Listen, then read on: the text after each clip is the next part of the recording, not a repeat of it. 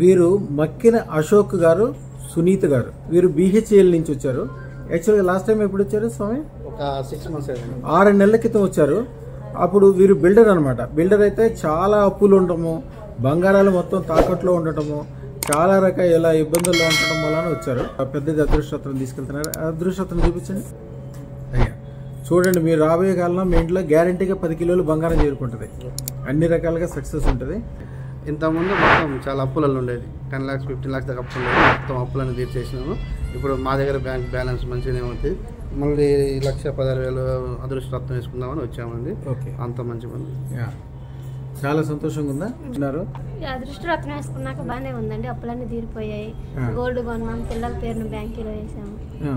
పిల్లలకి bank deposit చేశారు. అమ్మ మీరు ఇప్పుడు చెప్పే 4-5 విషయాలు కొద్ది విషయాలమ్మా. ఇట్లాంటి ప్రతిరోజు జరుగుద్ది లైఫ్లో. ఇక్కడి నుంచి మీకు మట్టి పట్టుకుంటే బంగారం అవుతుంది.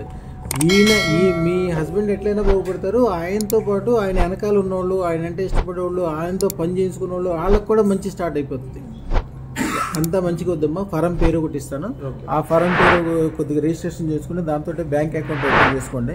ఇది చూడండి, చెయ్యలేనంత వ్యాపారం, దాచుకోలేని డబ్బులు చేరుకుంటాయి. మీకు తెలుసు అదృష్టం గురించి నేను చెప్పక్కర్లేదు, ఎందుకంటే మీరు ఆల్రెడీ అనుభవిస్తున్నారు. ఇక అంత అద్భుతంగా అయిపోతుంది స్వామి. శుభం బియాత్, శుభం బియాత్, శుభం బియాత్.